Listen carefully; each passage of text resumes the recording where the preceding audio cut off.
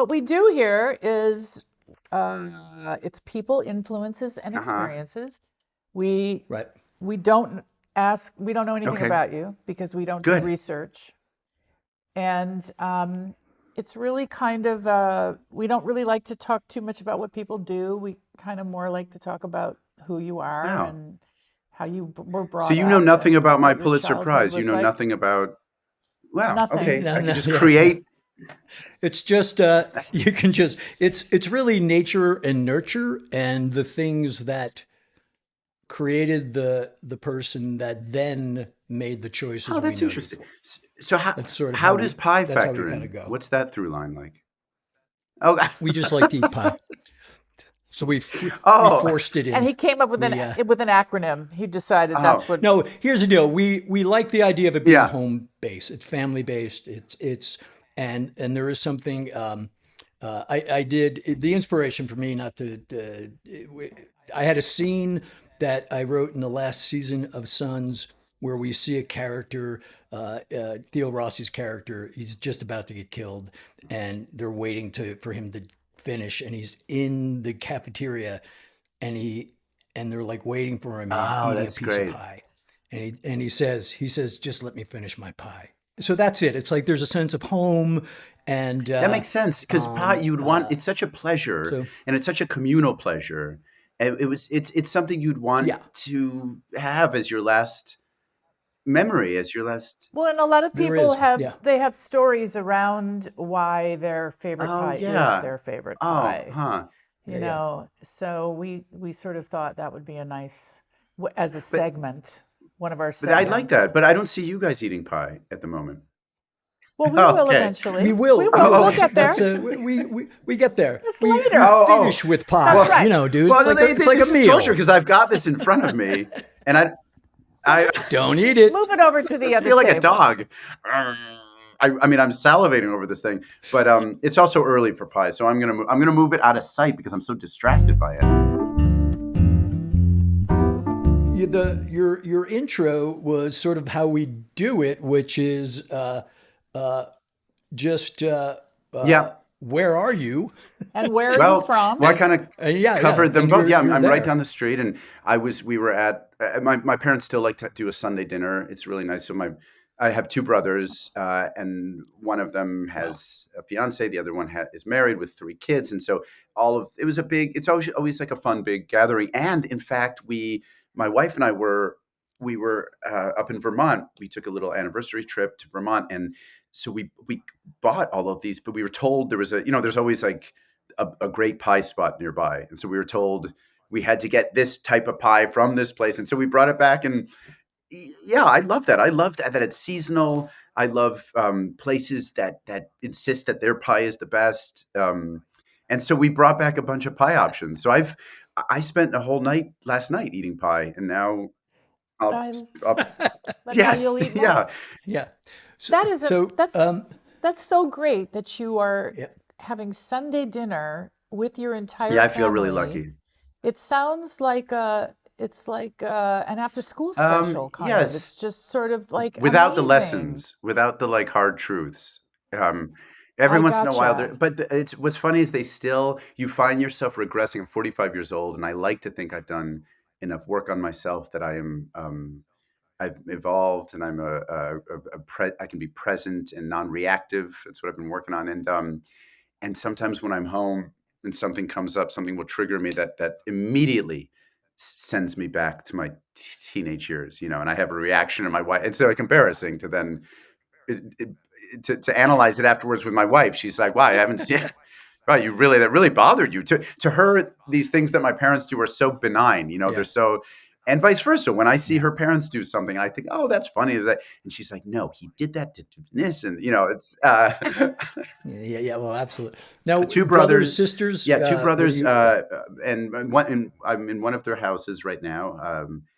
Older, I'm in the younger? middle, so one older, one younger, and it's just we're all really close growing up. I still work with my younger brother, because he's not little. He's technically taller.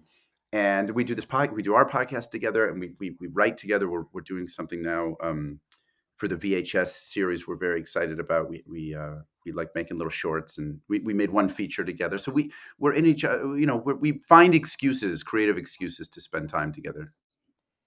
Were your parents involved in what we do, or were they? What do your parents do? It's funny that you say that, Katie, because I just interviewed somebody. We always ask them on our show about their first crush, if they had a celebrity crush growing up. And Bobcat Goldthwait, I just talked to, and he said his was Sandy Duncan. And I knew Sandy Duncan I knew her name really well because my mom understudied her on, I forget which play, so some off-Broadway play. My mom was an actress when I was growing up, and then it became difficult for her to go into the city and audition. And but those were my earliest memories of the city, were running around from audition to audition, and a life that I definitely didn't romanticize. I mean, like there were no. So when I became an actor, there were no delusions of grandeur because I had seen her go through, the reality of being an actress. And would she take all three? Yeah, because we couldn't always afford.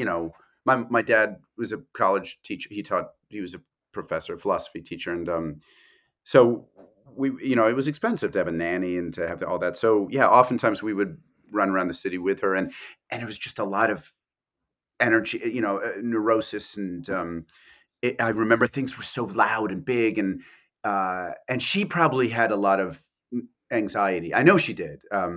And the way they treated her, I remember, the way casting directors and the way agents. It's just, I was always really bothered by the way they treated her, and so that was the last thing I wanted to do when I was a kid, when I was growing up here.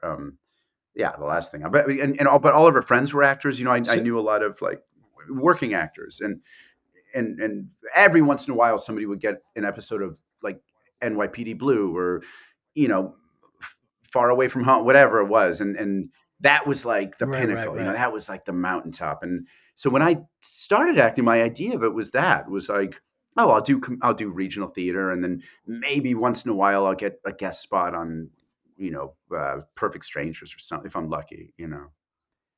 Did you want so when you were a kid? What did you think you wanted to do? I wanted to do something with animals. I wanted to be a biologist. I loved like I read Origin of Species when I was a kid. I mean, I always like I feel like I was brighter when I was a little kid. I loved Charles Darwin, and I loved You've grown. Yes, stupid as you get I really older. forget things. Also, the things that are occupying my brain now are like, trivia about The Bachelor or The Bachelorette or who's dating whom, and like, I sometimes wonder what information I've kicked out to make space for this stupid to make useless room, shit that's occupying. But I wanted to be something to do with animals. I always thought or a priest. At one point I wanted to be a priest before I discovered wow. Oh, I love that. Why celibacy might be an issue. I had all these other interests, and just Catholic, raised Catholic. My godfather was a big influence in my life. He was a really impressive person. He was a missionary, but in New Guinea, but not the kind of missionary that when you think of mission, a lot of the harm that missionaries have done. It wasn't. It was really about getting clean drinking water and getting the basics to people rather than spreading an ideology. And he was just a really generous, kind person, very like physically impressive too. I loved football. I loved watching football. He looked like a football player, big hands, handsome guy. And he devoted his life to helping people. And it was a real, it was an incredible role model to have as a kid. He died really young. Yeah. That's interesting. We had a friend of the family. I was raised Catholic in Catholic schools, 14 years of, 12 years of Catholic school and blah, blah, blah. But we had we knew a lot of priests, but my parents were friends with, sure. That's where I went to high school, Jesuit high school. And was just had like, there was no hyperbole, there was no rhetoric. He just had a very, not stoic, but like a very pragmatic view of faith, if you will. And I just remember talking to him going, that's not what I'm hearing. I know. there. Yes, Kurt, I do. Do you know what I mean? It was Yeah, really it was interesting. because really what gets amplified are all the bad, which and rightly so. I mean, there's stories that need to be told and a lot of abuses, and I think I've had a complicated Yeah. my relationship, much to my parents' dismay, with Catholicism has been complicated, and I don't consider myself a Catholic anymore, but Yeah.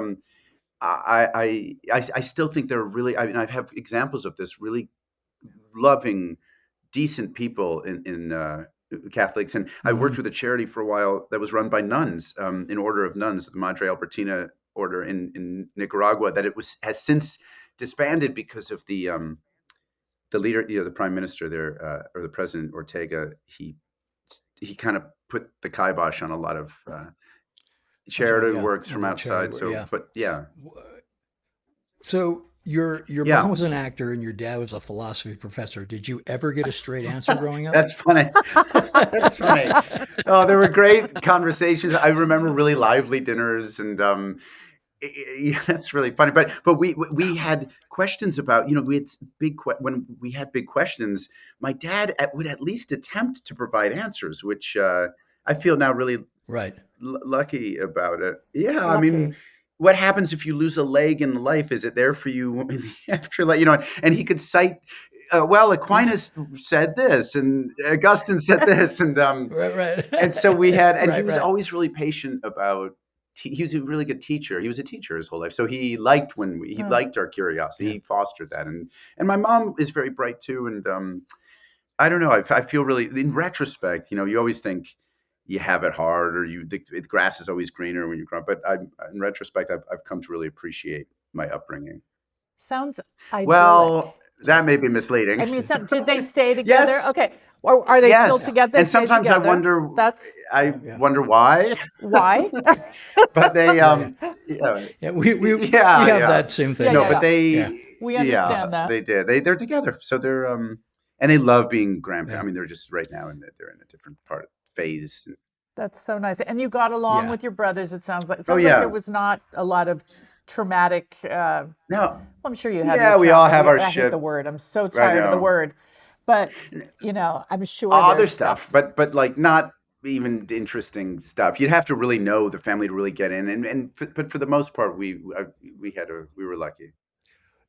And the creative choice, was that a choice you made early on, and was it embraced?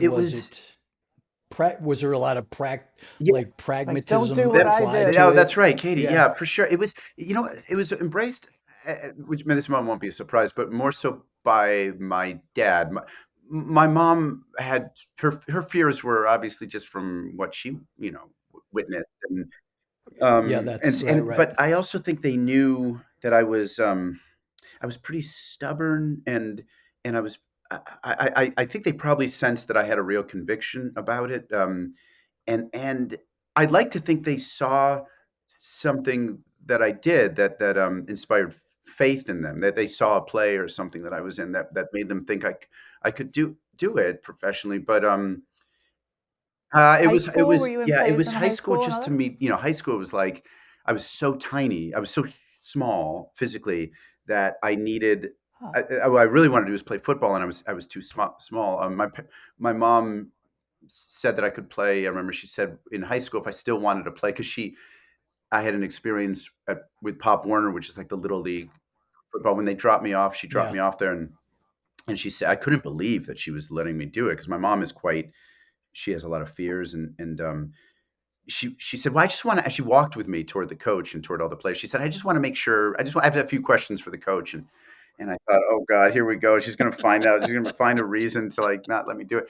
And she said, she went through she said, now what about his head? I'm afraid of and the coach said, well, that's the helmet. They have the helmet and the face mask. She said, okay, what about the shoulders? And he went through, and he said, well, there's the option for a neck brace if you want. And from head to toe, she went through all of the pads and all of the reasons. And she was going to, she seemed satisfied, and she was about to walk away, and she was like, okay, I guess that's all covered. His whole body's protected. And she started walking away, and she stopped. She said, oh, I'm sorry, but I'm assuming that this is two-hand touch, right? You're playing.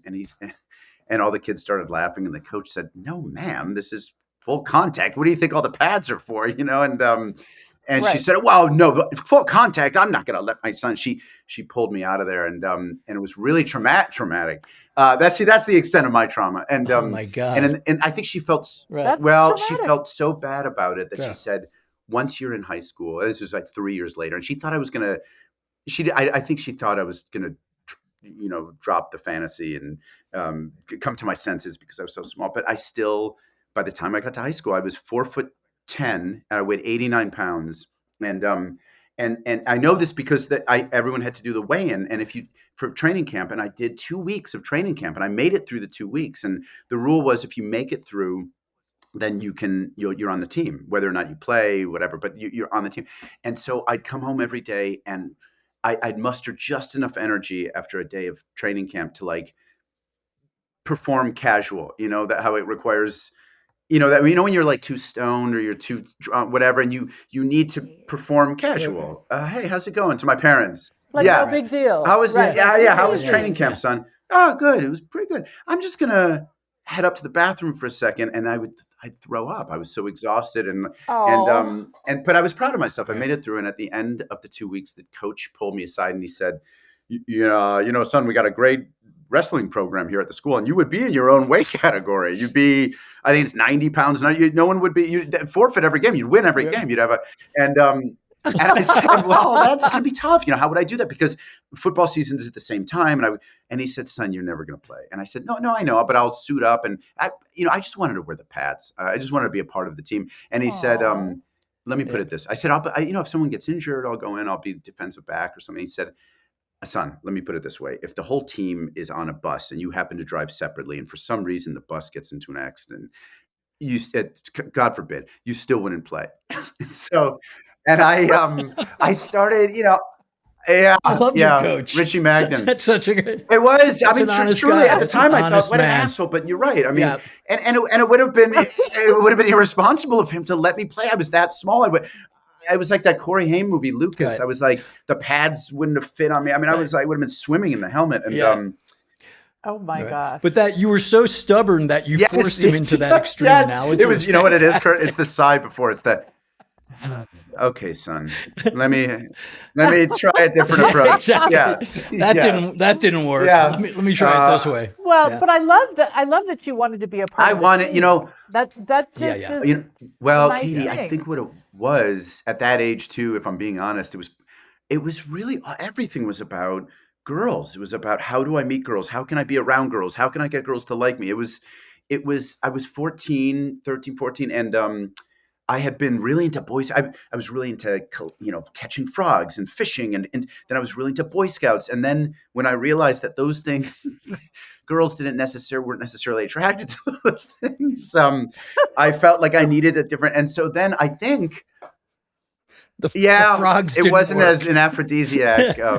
Hey, check out these. I have a bufo. I have a giant marine toad, if you want to see that.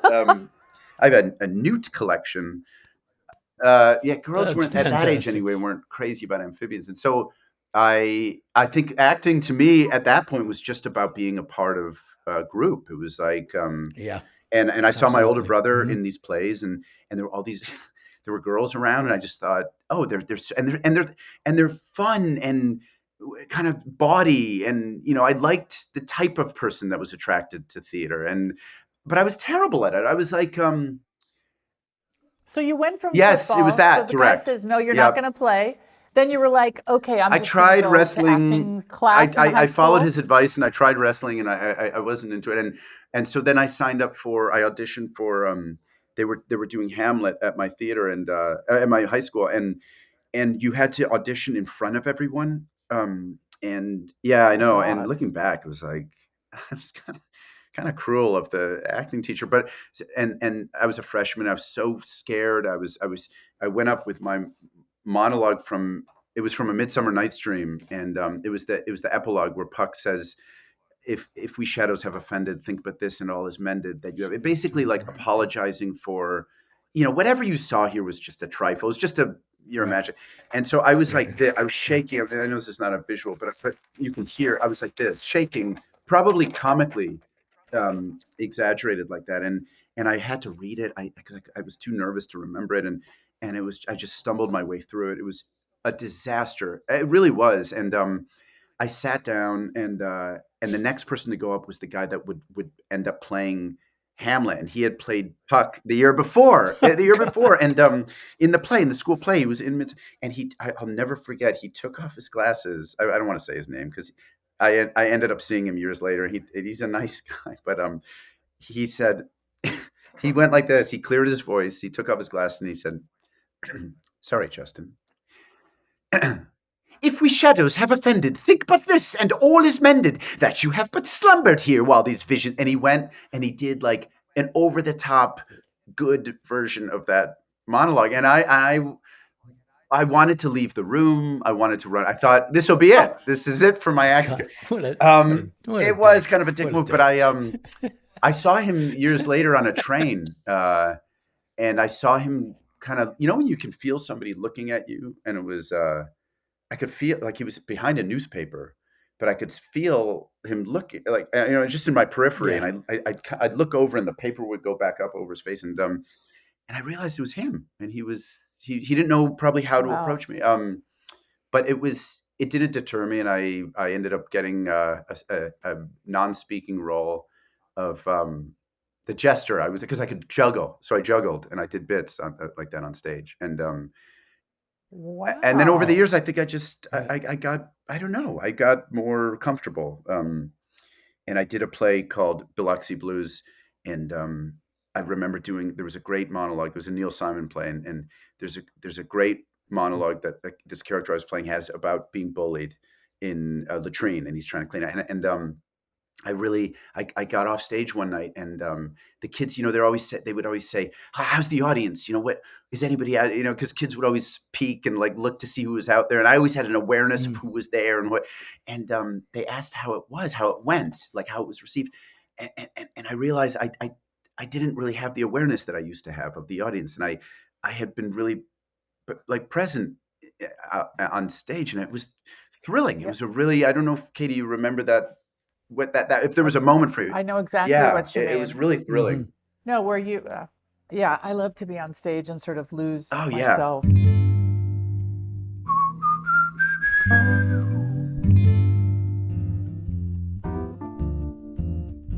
So I wanted to talk to you a little bit. I know are you still a newlywed? You're kind of a newlywed, right? We just had a year. We just, we're a year. I guess is that still technically new? I would say that's technically new. How long have you guys been together? 3 years and a year married. So I guess it is new. We're newlyweds. I still feel like, it's funny. I feel a newness about it. It doesn't, even 3 years, to say 3 years is like, that to me sounds like a long time, but it feels, I don't know. It all feels exciting and fresh. And when people will see us and they'll say, "Oh, how long have you been together?" And when we say how long, they're like, "Oh, okay, well, it'll change." Oh, and no. Yeah. Were you somebody who wanted to get married? Were you was that sort of in your thing? Like, I need to find my life partner?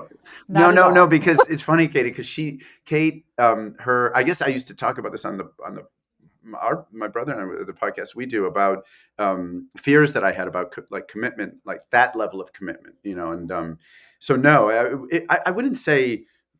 I think the fears I had were more about committing to the wrong person, because the whole thing when I met her changed. Like I would have said to you 3 years ago, "Oh yeah, marriage is not my thing, and I don't want to." I have I may have even said I describe myself as like a commitment phobe, or but I've come to realize, and that was the interesting thing about her, how different it was that I had none of those fears. I had no fear. In fact, I was the one that asked her to marry me, and she had already been married, so she had some reluctance, but I asked her during a time that was.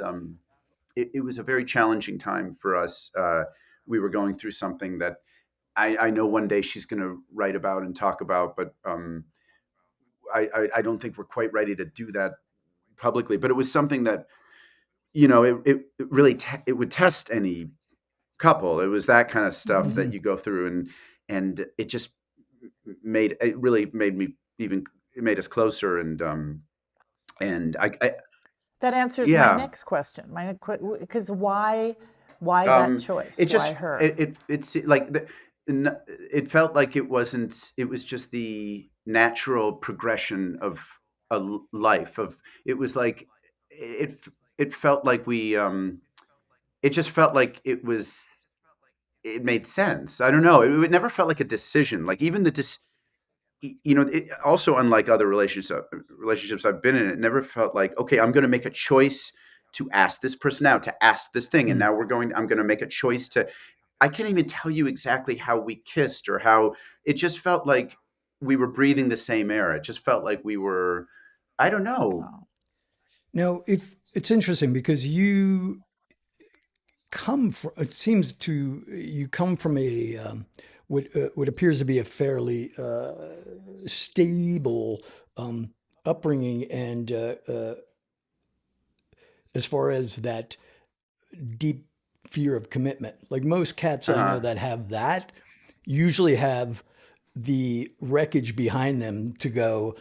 Well, I there's don't want that. that. Do you know Well, what I there mean? is that. I mean, because I had relationships that really didn't work, and they were with the wrong people, I got you. and I Right, because right. Kate and I talk about this a lot because we just missed there were so many moments of near meetings and in fact one where we actually met. She doesn't remember.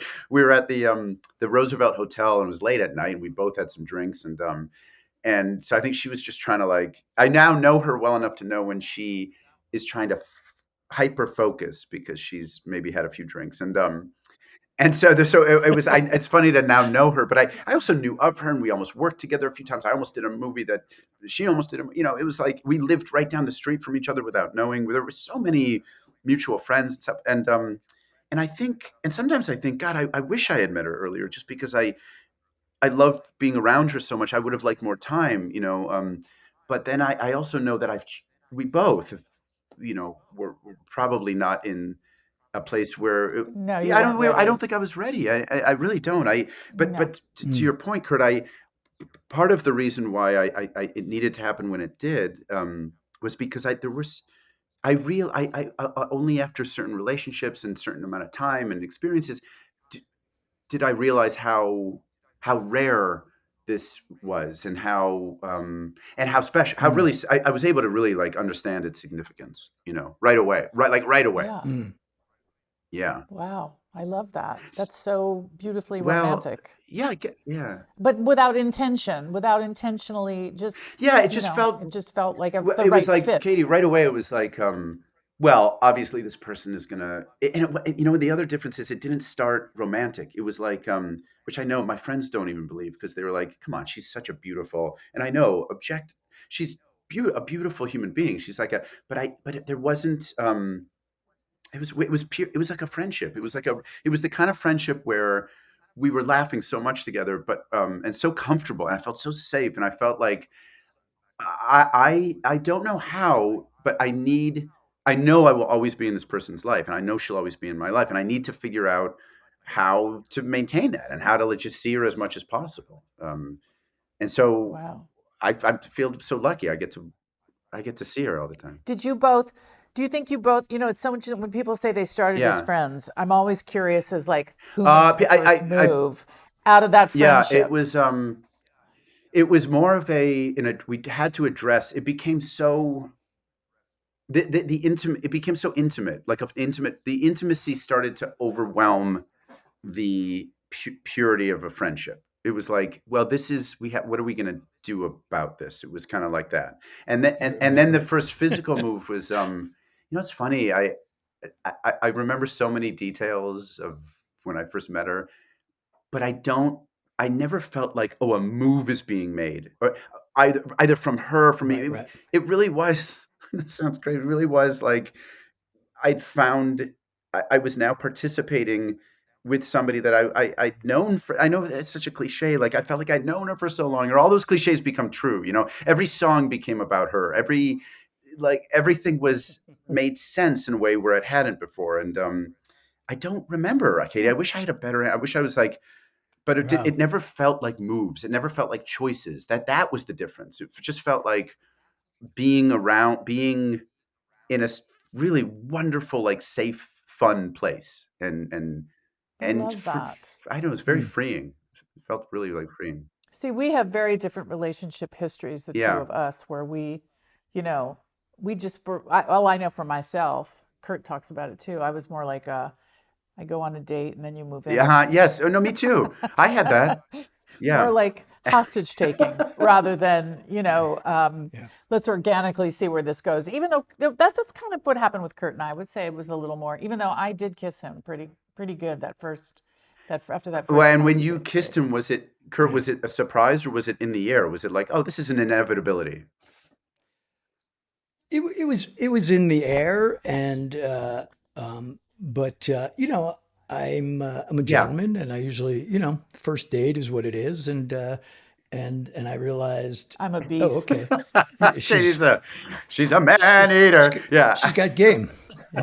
Yeah, and but I rolled. Yeah, I rolled. Well, that's the other thing too. When you, it's funny because when you kiss somebody and just what a difference that makes. I mean, in terms of the knowing of it, it's like, oh, it's because I think a lot of things happen. I had a few dates on like where we got to know each other on like a dating app or like texting beforehand, and so it creates this false sense of chemistry where like, oh, these texts are, she's kind of funny or she's witty or but with text it's misleading because it's like you have time to think, you have time to think about it, and it's not the immediacy of like just being on a date with somebody. And and then when you actually are around them, it's revealing, like in terms of chemistry or lack thereof. And lack thereof, I would say. See, mostly. but I had made the mistake of like, Yeah. despite the lack of chemistry in the past, I still soldiered on. Yes. Hello. That's right. Turning the red flags white is what I like to say. Yeah. Yes. Well, we'll work on that. Or like, that's something. I know. It's crazy. Yeah. It's okay. I did that way too many times. I know people always say to lower your expectations, and I just don't know exactly how I feel about that. I think realistic expectations are fine. Right. But, in terms of choosing a partner, I don't know that you should lower your expectations. No way. I think that you should. Yes, it should be. It's your life because or be sad, which is the place I was in. Be happy on your own. I was totally happy on my own. I was like, I wasn't. Not that I had resigned myself to forever being a bachelor, but I thought I'd be like the fun uncle, and if maybe I'll find somebody and it'll last however long. But I certainly had no ambitions like that. Like I have to meet the one and find a partner. And I was just really content. My life was like, I liked being single. And so there was that too. I think that, when you're happy just without the thing and the thing comes around, it's only an additive. It's like, and then it becomes just like the best. It's gravy.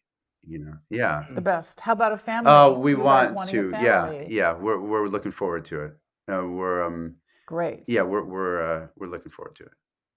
Yeah. That's awesome. Yeah. That's so good. We're trying. So, what questions? I have a little script. Oh, cool. Yeah, see you looking down. To all this. But so here's we in leaning into that sort of nature and nurture of it all. And do you, do you have a perspective of jointly, obviously, with your wife, have a perspective on how you want to raise kids? And is it parallel perhaps how you were raised? Like what turns would you make in the road? Or what would you never do? Like, that's a good question. Do this to my kids. Because I say that every once in a while. And then we'll remind you. Yeah, exactly. Well, there's something I'd like to keep an eye on is the amount of fear that I bring into a child's life. How I manage a kid's emotions, how I treat their emotions, and how I mitigate the amount of fear in their lives. I had a lot of there'll be no long long discussions with football coaches about. See, this is why I give my parents a lot of leeway when it comes to choices they made, because I honestly, Kurt, I don't think I'd want my kid playing football. But at the time it was such a transgression. It was like, and now I think, I don't know. I think I would be, see, Kate would be a lot more, she's going to be a lot more chill about most things, I think. I mean, she's going to be a lot better with most things. I mean, she really is just such a. Are you the more anxious? Are you the more anxious? Yes, gotcha. She has a better grip on her fear. We have different anxieties, but she's a lot. She's emotionally very intelligent, and she's very loving and very generous, and conscientious about her behavior. She's done a lot of work, and so I think she's going. I'm truthfully gonna. I'm gonna lean on her. I think for a lot of it, for a lot of the formative years, how to do it. There are certain things she always says, like, I'm more like water, like I flow more, and she's a little bit more rigid, and we've both been good for each other in that regard. In that she's structured my life. I'm far more structured now in a way that makes me able to relax more, if that makes sense. And she credits me with bringing a more of a flow, and she's just more responsible. Maybe that's You're a fun dude. I'm a fun guy. You're like a big kid. There you go. Yeah, and that's what I love about kids. I love.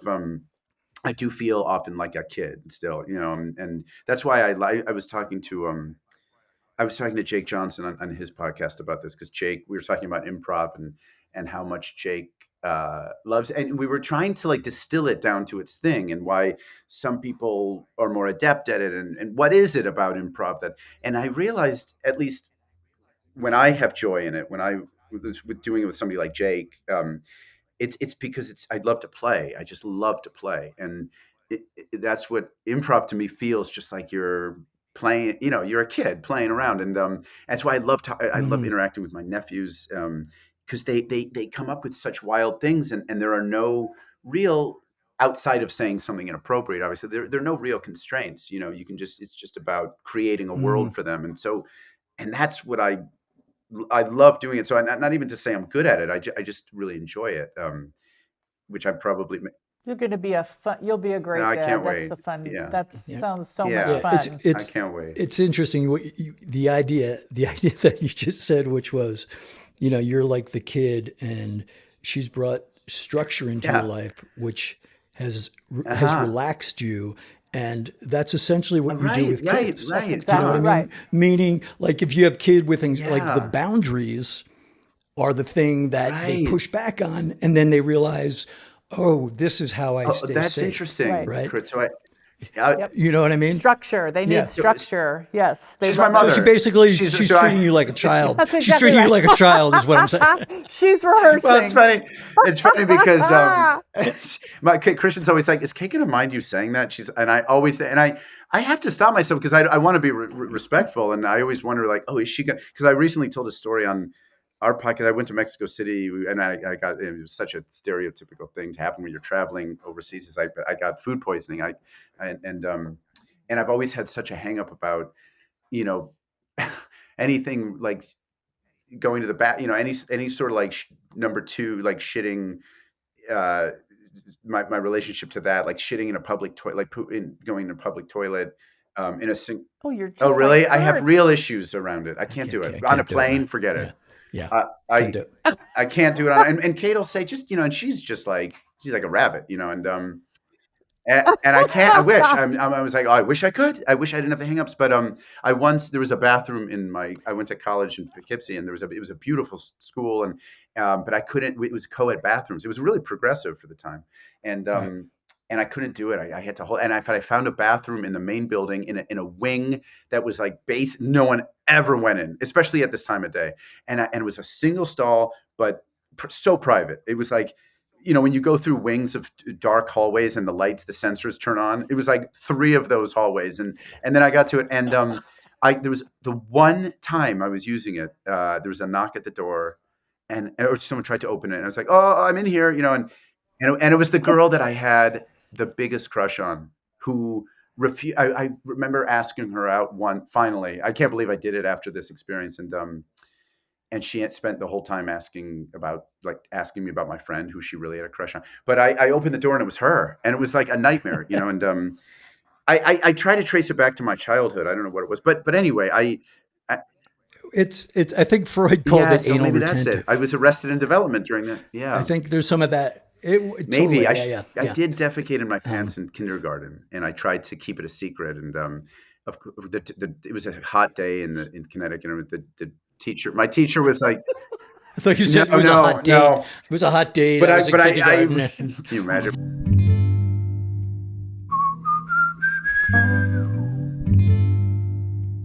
On this trip to Mexico City, I ended up having to break a lot of these barriers because when you're just there's nowhere to go. There's no. I was just there myself. It's a beautiful. It's a great city. Amazing food. It was a torture because I couldn't enjoy any of that. It was like I found it trouble breathing. Yes, Didn't you find the air quality part of it too, horrible, Katie? I think is the elevation. It's altitude. But I was hooked up to an IV, and she was having to follow me to the bathroom with a thing. So I was having to it was like Dumb and Dumber. I was just like really like comically unloading, and then at one point that night, I woke up and I was there's no other way to say it. I can't dance around it. I had shit the bed. I had to shit the bed, and and she was in the bed, and I had to just face all of these fears, and I thought, and by the end, I was like not even thinking about it. She was next, like 2 feet away from me with this IV bag, and in a weird way, in the weirdest way, I looked at her, and she was holding it so patiently, and she was like, everything's fine, and she was. And I thought there's something really real. I thought about how much I loved her. I was like, I just love this person. So I'm so grateful to this person. And she was not judging, not making me feel weird or bad and I just felt so lucky. I felt so like I was shitting my brains out, and she was looking at me like lovingly, and there's no. And I thought, this is really romantic. That my friend is it love. Felt like love, it, honey. That is exactly yes. When you can shit the bed and the person gets up and holds your hand and not only that, Kurt, there was a moment where she convinced me to take a shower after I had been, shitting the bed all night, and so I did. I all you want to do is be in bed, but I got myself to the shower. I cleaned off, and then she was on the phone with the doctor, and she saw me, and I could count on one hand how many times she's had a judgmental approach to something that I was doing, but I saw her watch me get back into bed, into the same bed, onto my side. And I was avoiding the spot, but I was still getting back into my filth. And she looked at me, she said, what are you doing? I said, I'm just getting back into bed, and she said, don't do that. Don't go on my side, and she very, like I said, really lets me discover things like any parent would do, like any good mother. But it was, don't lay in your that's own where that's shit. her line. That's her line is very far ahead, but that's it. I crossed her line. I love her. I think Katie, you would love her, and fantastic. she's also I make her sound like she's like rigid or but she's also so fun. No, she's got a real like wild Sounds too. great. She's really like I remember, she's wild. She's a wild, fun person. So great. Yeah, we have. Do you reenact that night on occasion? I haven't thought about that. Kind of wild? Not that wild, like scatological wild. No, she laughs about it. She's really good at she's better at telling the story, but we just laugh a lot. I mean, we've been laughing. That's what So you started this whole story by saying you have to be careful about saying certain things. Was this what you were talking about? Oh no, we were talking about fear. Oh no, you were. Katie, yeah. I think you were saying something about that. Yeah, certain things that. Why was I talking about shitting the bed? Oh, I'm sorry, Katie, because I was telling the story on our podcast, and I said, Christian said, my brother said, is Kate going to be okay with you telling this? And I had to stop and think, is she going to be all right with it? And she always is. She's always like, yeah, I don't care. I don't care if that's out there. That but I was telling, why was I? Oh God, I'm all over the map. It's this coffee, and I can't blame it on the pie. Oh, I was telling about, is she going to want something cut out, or is she going to want me telling something that she doesn't Right. care really about, unless it's about something like, I don't know, deeply personal. I would never. See, I have a little bit different with that. Kurt can be very Oh, yeah. irreverent. And sometimes I don't care, but sometimes it's like even before we started the podcast, I thought to myself, oh boy. Oh, I bet. Yeah. Well, what is the line? Where's the line? And when yeah, where's the line? And he loves to cross it. Well, like that's the joke in our family. Here's the line, there goes Kurt. Right over the line. I love dancing on the line. Kate and I love dancing on the line. Like we have a thing we like to do in public where we'll I don't know if this is going to translate, but we'll make a sound, and we'll make a sound when the other one is visible. You know, like say I'll be like pumping gas or something, and Kate will be out of the car like stretching her feet like this, and I'll lean down behind the car so I'm out of sight from whoever's looking at her, and I'll just go, oh, and like she's done it, you know. We'll make like crazy sex sounds and try to catch the other, or we'll pass somebody in a grocery store, and if I'm in front of the person and they're turned around looking at produce, I'll go, oh, and by the time they've turned around, Kate's next to them, and we'll try to just get each other to laugh. You know, it's just about making the other one laugh. That's and so she'll be and it's dancing on that line. It's like when you're in church, in church. I tried to say your name in church at the same time, and it came out churt. But if you're in church and you're you know doing you're farting, you know, you're doing fart jokes, and it's it's dancing on the line. I love dancing on the line. It's my favorite place to be. It's why I've been thinking a lot about that scene in Young Frankenstein where Gene Wilder. We just watched this Gene Wilder documentary, and Gene Wilder says to Marty Feldman, he finally, you know, the scene where he finally works up the courage or the like the boldness, I guess, to say, you know, I'm an excellent surgeon. I could help you with that hump. And he finally does it. It's like that moment where you're like, do I know this person well enough to mention yes, yeah. And he does it. Yeah. He takes the leap because it's a leap. And he's like, I can do something about that. And Marty Feldman says, what Marty hump? Feldman. And then it's watching Gene Wilder do the math, the social, like, backtrack. Do I continue this? Do I say, that to me is like the best place to be. It's there's a similar moment in the Cable Guy where he says, he mentions his lisp. I mean, I love that. That to me is the best comedy. It's when you're right on the social line and you're kind of dancing on one side or the other. I love it. I live for those moments. Kurt does too. Kurt's in that zone too, but he likes to put one foot over. Oh, interesting. Yeah, I like. Yeah, well, that makes sense. Sons of Anarchy. I mean, like that makes sense. Yeah, makes me laugh. It really, you know, Kurt's kind of MO I do it to make her is laugh. Always to make everybody laugh. He loves to make me laugh. He loves to make the kids laugh. In fact, when we first got together and we had I had my two little kids.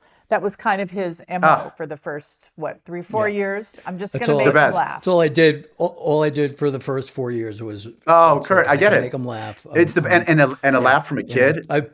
Pratfalls, everything. I think about that. Yeah. I mean, I am so excited about that. The prospect of doing that as a father, and that I feel like I've been training for that my whole life. You know, because I grew up watching all that, like Charlie Chaplin and Laurel and Hardy, and I love the simple. I always return to the simple stuff, like the stuff that John Ritter perfected, and like Michael Richards, and like I love that shit so more than anything.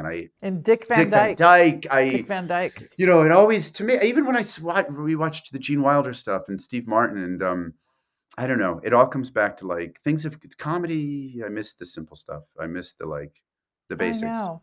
Comedy's in a weird. I don't know what's funny anymore. Really, kind of. I know. It's kind of weird. I feel you. But when you're around kids and you can get a laugh like that, conversely, like I remember being at the Trails in Griffith Park. It's a little coffee shop there. It's really nice. It's cool, and there's steps leading up to the window, and it's all kind of woodsy and homey, and and I was behind this woman who had a flowing, like kind of hipstery, cool dress on, and her two kids were she was like ordering, or like kind of she was maybe the second in line, so she was deciding what to order. So I had a little time where I was behind these two kids, and they were like maybe it was that great age, like 5 and 3. It was like just like, and I'm like doing I'm breaking out all my A material, just like tripping. I'm doing the hitting my head, doing all these like bits, and they were to say they were unimpressed is it would be polite. They were like, but I was still trying, and they were one kind of like, there was a little bit of that, but it was mostly indifferent. It was like they were like mostly, and I'm working, and and then the woman turned around at one point, and I was like, I wanted to make sure, that thing with strength, you want to make sure the parent knows that you're interacting with the kids, and it's not just like, and she turned around, and it was Eva Mendes, and I was like, oh shit, that's Eva Mendes, and in my head, of course. And then I realized, and I told my friends that, and they were like, well, yeah, no wonder the kids were like unimpressed, because their father's Ryan Gosling, and they're probably treated to the best material. He probably gives, he's probably given them all of those jokes and bits, and I was, and they, I think they're just used to like the top shelf bits, and I was. Yeah, like where's your wardrobe, dude? Next, like, I was into that when I was like 2 years, when I was 6 months old. It's a little more advanced now. God. To be critiqued by the youngsters is really it's tough. That's tough. That's only in LA. I know. Only in LA, Justin. Really. No, that's Martin Short's kid. I love that. So we have this one question. Kurt asks this question a lot, which I could paraphrase, but Kurt, why don't you ask about? Oh, yeah. It's really mythology stuff. Meaning, I think we all have our own personal mythology and lore, if you will, and that that is essentially the book on who we are. That's out there, right? Right. That is, and when you show up in a room and meet someone for the first time, who are they expecting, and how much of that is legitimate? How much of it is not true? And, sometimes in my case, how much of it did you enjoy it and lean into it? That's a good question. Because, that's really interesting. You know what I mean? I do occasionally think about this, because people will meet, like you said, they'll have an expectation. They'll have a construct of you. And it's funny, I read this thing that talked about all the different versions of us that there are out there, that walking around in the world, there are so many Katie Segals, and people have an impression of you, or they have some construct that you have something to do with, I suppose. But at this point, it's like out of your control. And I guess the point of this article was like the only one that really you have control over is yours. So I don't, and I wonder, sometimes people will say things like when we were in Mexico, the morning that I got sick, we were sitting next to this couple, and weirdly, Kate, my wife, wasn't feeling very well, and she was struggling with something. And this was, I remember saying this on the podcast, and I said, it was like her at that time of the month, it was like it was like a menstruation situation, and my brother was like, "Would she mind you talking about this?" And I thought, I don't think she would. I don't think she'd mind me talking about anything, really. But You talked about shitting I mean, that's bed. already set the bar or lowered the bar. I guess it'd be lower than the bar. Exactly. So we were next to this couple, and the woman, and they were sitting in silence, which I always take note of when couples are just totally silent. And at one point, the woman just turned to us and said, "I'm sorry, I've never been around a famous person," or something like that. Like, I've never met a famous. And I laughed because I was like, well, and it was early in the morning, and I was like, ta-da, here it is. It's like so unimpressive, and she was, and I thought, well, what must her impression be, and like, how is that different than a non-famous person? And I don't know, Kurt, to answer your question, I don't know what people. Right. I can imagine that. Do they think you're funny? Well, it's funny.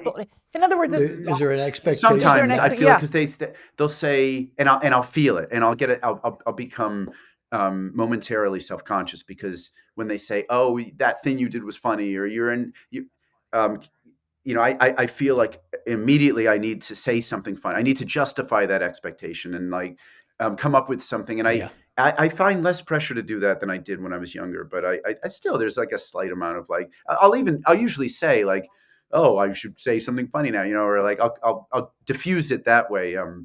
But when Kate, it's funny when when we met, she said, we both kind of said at the same time, like, "You're not at all what I thought you'd be like." Because we had an idea, because we were both actors, and we had an idea. I knew who she was for years, and she had an idea of me, and I said, "Well, what were you expecting?" And she said, or maybe I said it first. She goes, "What were you expecting?" I said, "I thought you were like a fashionista, like a fashion woman and like a fashion girl." And I had that image of her like at a fashion events, which I know nothing about and I feel so removed from. And I said, "Well, what do you think of me?" She goes, "I thought you were like comedy guy," and we both said it sort of pejoratively, like so sometimes we'll see somebody on TV and who's trying to be funny, and she'll go, that was comedy guy. That's what I thought of, and she meant it pejoratively. And I suppose I meant mine wasn't very flattering, because it was like sort of like a vapid, superficial, just like, what are they wearing and who's in season? And I thought that stuff was so ridiculous. And I've been to some of those things now with her, and I see that there is like an art, and I see she has a very artistic eye. She's very creative, and I now see that there's a lot of creativity in there can be in that. And in comedy, I think I don't know, she likes sometimes I when I talk about comedy, and I like talking about comedy, and but we've had those ideas of each other. And so maybe it's along those lines, like, oh, a guy who thinks he's tries to be funny, because I do try to be funny. And that's my favorite world to be in. The most joy I've had in life, for the being with friends and laughing, that kind of laughter that like keeps crescendoing, and like the ball, when the ball is in the air, and not in a way where it feels like pressure to do that, like we used to call it. Yes, and like, oh, I got it. That's why hanging out with comedians sometimes can be a little anxiety ridden, because it's like, oh, I got a better one. One-upmanship. No, it's more like it's the John Ritter approach. John Ritter was really like naturally, I mean, I think he probably would play to it a little bit, because he was expected to be when he would walk in the room.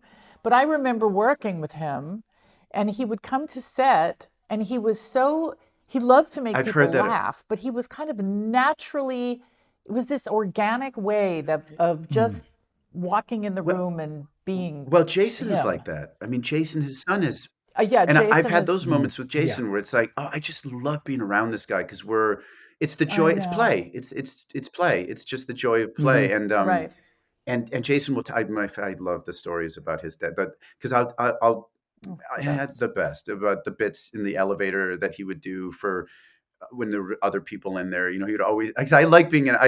That environment to me is always. There's always so much comedic potential in an elevator, because you're stuck with people for and it's a safe amount of time, but it's still time where you're like, and usually silent, there's So what would you do?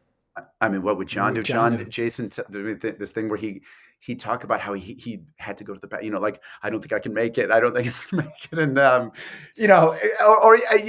the smallest thing goes so far, because the people are, you're with a captive audience, and you're trapped. Or just, you can say anything. I like talking about, I can't believe, something very cryptic about maybe, I can't believe they discovered a tail. Like, I don't think I would never call it a tail, but it's it's vestigial, and it doesn't work. But Kate and I will do that to each other, or like the classic return to the like, oh, just like when somebody, that's always a fun, easy laugh. Oh, just making something a little weirdly sexual with, I don't know. There's so many, or the classic, like when the elevator door closed, just start saying a sentence. Oh, I meant to tell you, as it closes. This is stupid. That's from Will Ferrell's from Elf, when he goes, "Oh, I forgot to give you a hug," as the elevator door closes. Right, close. Love that movie. Oh man, I remember there's the one quick John Ritter. We were at it up front, and we were at a restaurant, and we were on an outside deck, and the only way out was through the press. And John just looks around and he goes, I could hop that fence, and ran in a suit and hopped the fence. And I was Did just he really? Oh my God, he just fucking hopped that fence. Oh yeah. Yeah, to get away. He'd been so burned by the press sometimes. Yeah. He would when he'd do an interview, he'd have his own tape Oh, recorder. wow. In other words, you're going to record me, I'm going to record you. Oh, that's so kind of smart and interesting. Wow. Yeah.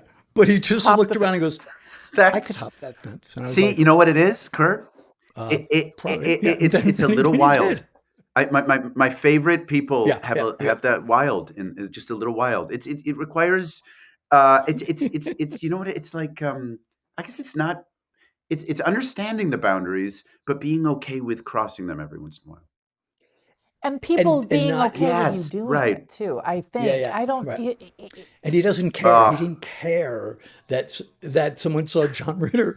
What a great fence place in a to be in. suit. Like he That's what Jason's stories are. Because I Yeah, remember saying to him, "Well, would they recognize him? What if they, he would do these pretty like outrageous bits. He'd also do the thing in the bathroom where he'd come out and he'd go, oh, he'd make noises from in the bath, and then when he came out, they'd see it was John Ritter, and I said, well, did they?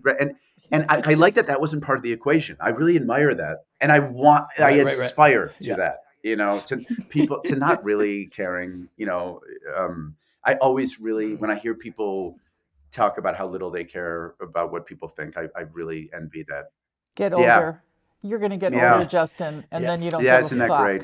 Really, it's really a gift.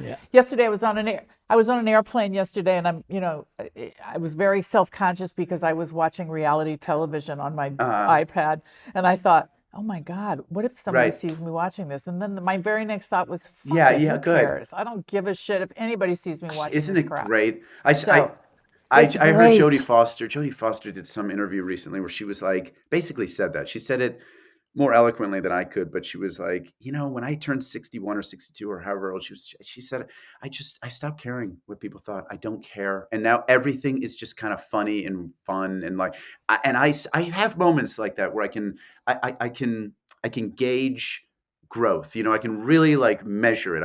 I think to like the premieres or those Hollywood events that I used to go to in my 20s, I could never really enjoy myself because it was always like, wanting to impress somebody or be liked or be funny or what if I meet get a job. I don't want to and I always came away playing Monday morning quarterback, like, oh, did I say the wrong thing to this person, and was that not did they, and now I'm at a point where, and not fully, but I'm much closer to I don't really care. I don't care. I think it has a lot to do with having a love in your life, the way that you describe the love in your life, where you just kind of feel she's got you, you're in the pocket, and so you just sort of like, it doesn't really matter, because then when you think about job, then when you break it down, the fear, well, what is it? I won't get a job, I won't get hired. Then I think the truth is, I know I need to work, I need to make money, but I really want to be home anyway. Would I like to win an Oscar? Yeah. Would I like to work with Martin Scorsese? Yeah. But the truth is, I'd rather be home, I'd rather be, and especially 100%. I know when, with kids, it's like, I don't know. I just don't want to. Well, kids, it gets a little, sometimes you're really glad to go to work. Yeah, that makes sense. That makes sense. You go to work and everybody brings you food and they're nice to you and you have a nice quiet little space. Right. And, when you get home, it ain't about you, baby. Well, I'm really romanticizing that then. Yeah. It's okay. That'll get you over the threshold. Yeah. The daddy I missed you will happen once or twice. And then it's like, coming home to chores. Right. Oh, that's true. Oh shit, you're right. Well, I'll be singing a different tune. Yeah. So I think we're at our pie place. Oh, great. I think we're at the pie segment. Podcast. Now we pie.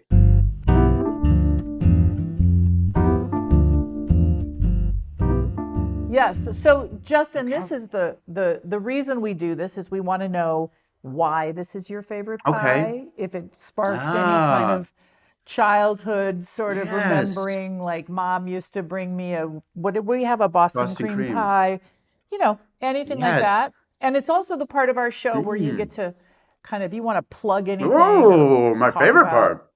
any, like, charities or No. work or whatever you would like to No talk charities.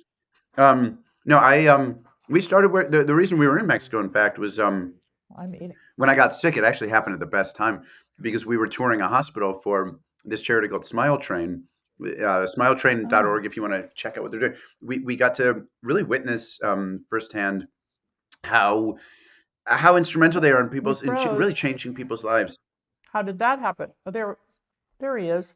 Oh shit! Okay, did I? We froze for just a second when you were describing what the charity was. Okay, hold on. Maybe my computer has a setting to like when I'm being like self-aggrandizing. No, I heard you. I think it was. I think here. Smile Train. Smile Train. Yeah. They pay for everything. They correct children who are born with cleft palates. Which I always thought was just like a one-off surgery. It was like, oh, you not that it was. Not to diminish what it was, but like I just figured it was just a one-time thing.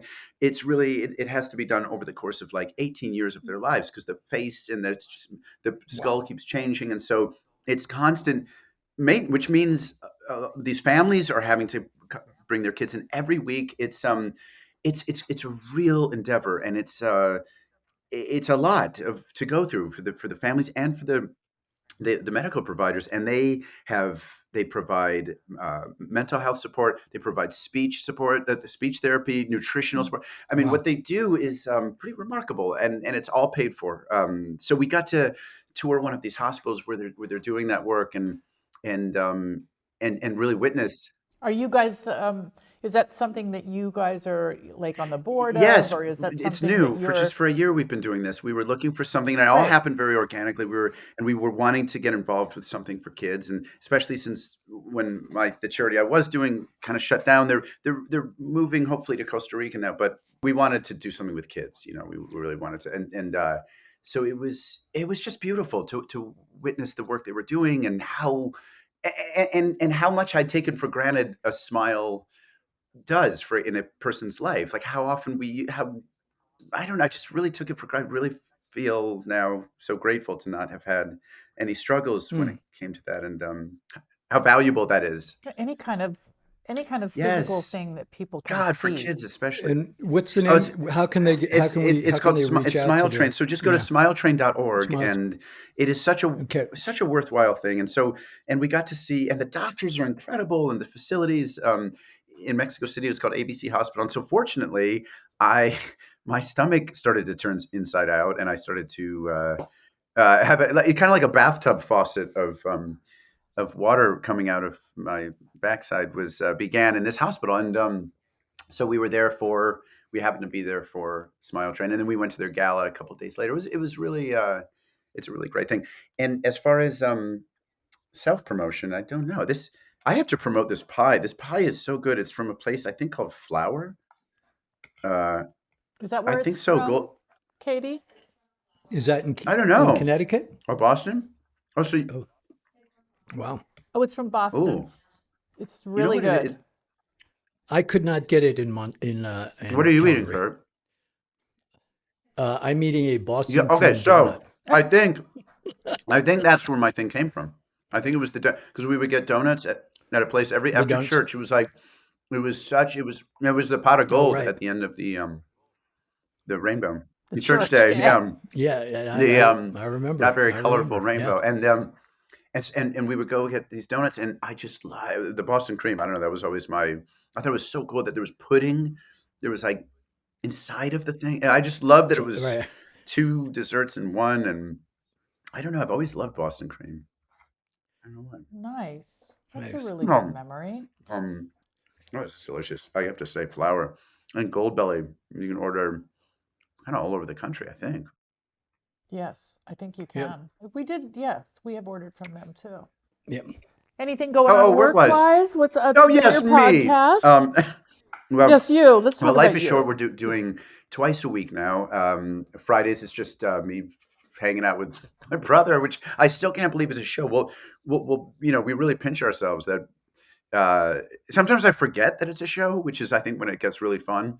Because you're just like in front of a thing, and in this case, like I'm just talking to him as I would any other time. sometimes I get a little, I'll get a little stoned. I kind of forget, which on somebody else's podcast can be tricky, if you forget what you're saying and that, Right.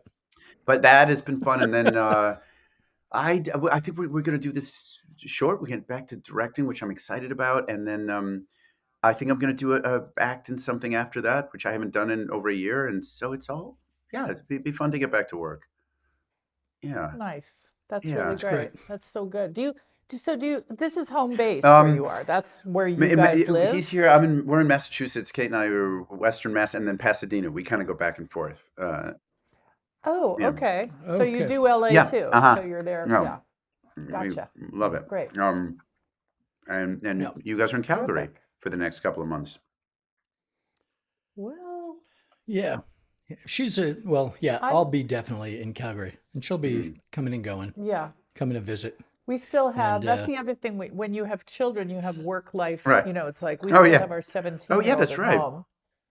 Right. Yeah. So she So kind of, I guess she could, no, she You don't can't trust stay her by yourself? yet. So, no. I don't, nah, it's not that we, what is it, Kurt? We're just, it's not that we don't trust her. We leave her alone, Uh-huh. a lot in terms of, being late for, coming in late. But just, it's a, Yeah. Town. it's it's school stuff. It's, there's a If lot you of left her moving alone parts for a weekend, that, do you think it would run the risk of her having a party, like a John Hughes type? oh, Oh, no, she's not that no. kid. Okay. no, she's not that No. good. No, that's not, Or just- no. I would be more just nervous because unless the dogs were with her, if the outside world got into our Yes, yeah. house, that's Of what course, freaks me yes. out. You want to keep the outside But Yeah. outside. Yeah. Do you but guys no, live in an she's- area with a lot she's of very, wildlife? we're in Hollywood. We live near Runyon Canyon. We're up in the hills. Oh, yeah, great. So I don't know Okay, if you know. good. Yeah. Sure, So yeah. we're right there. So yeah, I- some wildlife. Some wildlife, Mostly yes. hiking. I Yeah. lived off La Cuesta. That's where Kate and I both lived down. La Cuesta, up Nichols Canyon.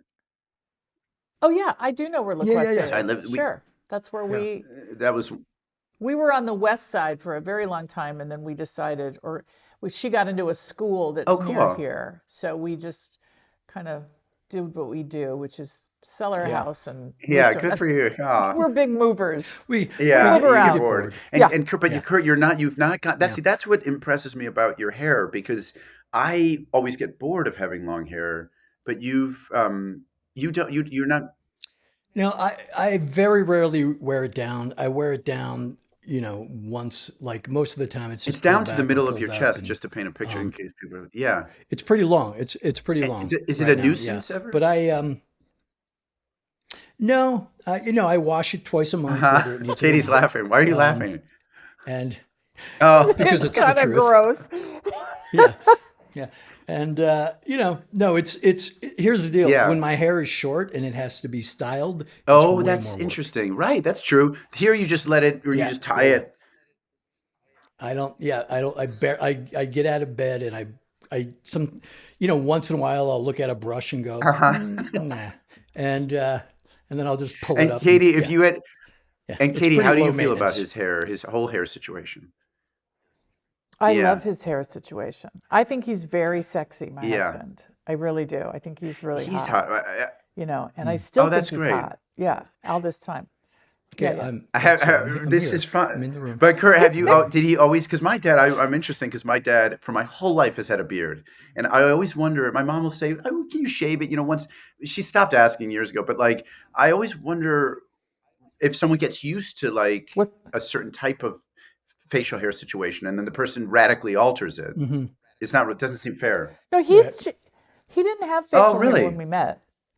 He didn't have a No, beard. no. No, he's got a great And face under there. I'll grow it in. I'll grow it in and then get bored and then Oh, okay. Trim And it you all like back and you like it and all then different just, ways, Katie. yeah. Yeah. Oh, Yeah. Katie. I Oh, do. well, that's good. Oh. See, it's fun. That's fun. We're going to try that. You know who? I I'm- think I'm gonna- Vince Vaughn used to do that. That's I think where I learned it from. He would go. If you pass a person and lean a little bit down and just go and say something suggestive. It was a suggestive sound that was so funny to us. or if we'd buy something and somebody would give us change, it's 45 cents. Oh, like, oh, wow, you don't have to do that. I like having that. That always used to make us laugh when you get change from somebody, or somebody would just do something like mundane and you would say, oh, wow, thank you. Well, thank you. Yeah, that's a fun thing. That's a fun bit. Yeah, That's you so didn't have to kind do of you. that. That's a good thing to do. You didn't have to do That's that. great. Yeah, I think the sexual innuendo, I think given the climate, you have to be that's very part of the careful fun. where you're doing That's part of the challenge. Yeah, but because it's a sound, so you're not saying sure. And it's not necessarily, it's not overtly sexual. That's the trick. You can't be like, you can't do it too crazy where it's like, yeah, obviously you can't run the risk of like, if for no other reason, you run the risk of getting in trouble, but like also to make somebody like, it's that fine line. It's the line. It's the like, that could have just been how you said, like, oh, they have asparagus here. Oh, oh, asparagus is on sale. It might just be how you process that asparagus is on sale. That's right. Oh, yeah. Oh, 6 for $4. Well, I can't wait to get home and shit the bed. We're going to try that one. Yeah. I should have clarified. I didn't do it on purpose. I didn't do it as a challenge to her. It was just, the truth is it happened in my sleep. How much do you love me, baby? It's not a challenge. It was actually, the challenging part was how, and it's also how embarrassing, it's a real shame. It's a type of shame that is like really like, I hadn't experienced since like childhood, a real shame. Well, you broke some boundaries. You broke some emotional barriers to. Well, because my fear, one of that was a great fear of mine, was like, if you said, oh, what? So what? So you're sleeping in the same bed as you. What's the fear? Well, what if I shit the bed? That would have been up there among my fears. And that happened, and I got to really experience what it was like. And it was so not bad that I tried to climb back into it. but it's like, why don't you want to get into a serious relationship? Well, right. Worst case scenario. That's on the list. It's on the list. Yeah. What if I shit the bed? And then it's like, well, okay, then that happens, and it's a great way to examine fear. It's a good. We made it through. It's a good. It's a weirdly valuable. It was a valuable thing that happened. I wouldn't do it again. Hopefully, I hope it doesn't happen again. But now I know. She's your ride or die, man. She can get through that. Yeah. We've had a few of those ride or die moments. Yeah. Kurt and I. Not quite shit the bed moments, but like staph infection, standing by the hospital bed, really making sure that your partner is okay. Maybe not as shameful. Well, but still like one of those? Helpless, like vulnerable. Helpless and vulnerable. And what man, to understand that kind of safety is like very, very I think that's really great. A building block of whatever I'm lucky enough to have found. That's it's love, yeah, baby. Yeah. That's love. Truly. Yes. Well, I'm glad you guys have found it too, and I hope that Katie. What if Kate was like, "I can't believe you said all that stuff." This is the one time she was like, "I wish you hadn't." Right. She's like appalled. Well, we contributed to you call us frantically. You have to edit it out. You have to edit it. Don't have you had somebody do that on your podcast? Hey, can you not include this? No, I mean we'll rattle on afterwards, and they'll be like, obviously, don't. You're right. This isn't going to be on, right? Yeah. But no, we haven't had anybody. No, not yet. Ask to We're still kind of new, Justin. We've only done. We're just figuring it out. How did we? That's why it's still fun. Oh, how many have you done? I think we've done. I'm so flattered. I'm so flattered. I'm one of the first. Wow. Absolutely. We just had our 5 year, which snuck up on us. That 5 years of it, and 5 years. I know, and it like we started talking about. It just didn't seem like that amount of time has gone by. Because it's so fun. It's like I said, it's just, and as I'm sure it is for you guys, it seems like it is just an excuse to hang out. If you're away, you're in another place. It's like we have a time. Yep. And then you'll find that with friends, like, oh, it'll be fun to like catch up with so and so, and then it just becomes, yeah, totally, right. Yeah. And we've had both experience, people that we haven't seen in a while, and then people that we've wanted to meet. Yeah. And have on, so it's been great. We've had a good mix. We're both both kind of reclusive, so in that way, it's been really nice. How long until you bring it up with someone you're working with, Kurt? Like, let's just say you're working with, I don't know, Lena Headey. Well, let's just say you're working with someone, and how do you broach that? We first of all, we're gonna work with Netflix and do a whole thing with everybody cool. Centered around the show and the release. So we've actually smart. Incorporated it into the thing. So they're contractually obligated. Like I have if we are pursuing, our producer Katie Curtright will have ideas and she'll pursue if possible.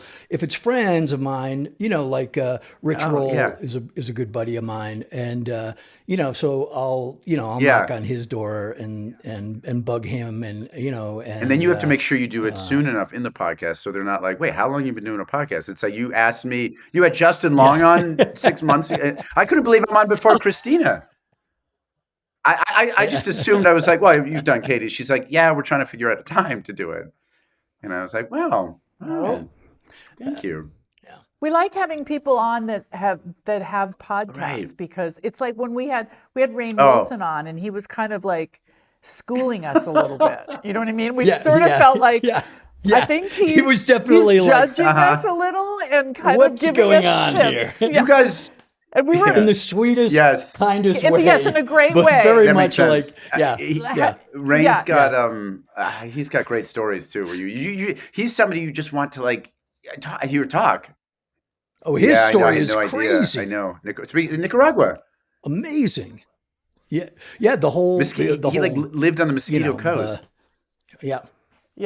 Crazy. It's I remember seeing Rainn at one of my early memories of like, when you look back at your career and you're like, God, that was that like benign moment ended up being like sort of like a fun bit of trivia or like a little bit of like a footnote, like when I crossed paths with so and so. But I saw Rainn at a movie I was going to, and I said, how's it? Because we had done Galaxy Quest together, and I said we were catching up, and we were with some mutual friends, and he said, I auditioned for this. They're doing an Office spinoff, and I remember thinking, and I thought in my head, I was like, I walked away from that interaction. I thought, poor bastard. First of all, an Office spinoff is, I was like, that's never an American version of The Office is never going to work. And and he seemed like he really wanted it. And then it's funny to think about a moment like that and how he's now a part of TV history. Lore. Yeah. How did he answer that question, Kurt, about his own lore when he enters a room? I forget. He was. I think he. It's a really good question. I'm going to be thinking. And then about I think then it was about. There was an expectation of him being that goofy and funny, right? You know what I mean? That. And he's he's such a smart, thoughtful, spiritual. Yes, very spiritual. He's very different from dude. Dwight Schrute. Yes. And he's like this pillar of so the contrast, I'm sure. Well, Katie, that's probably similar to experiences you have where, I was just going to say, I also picked up just that little bit of which I have experienced where you don't want to be typecast as this one thing. So you kind of, it's not that you're bitter. I mean, he wasn't bitter, I know. But there was a little bit of, it's just a little bit of like, I am so much more than this. And I want to be seen as much more than this.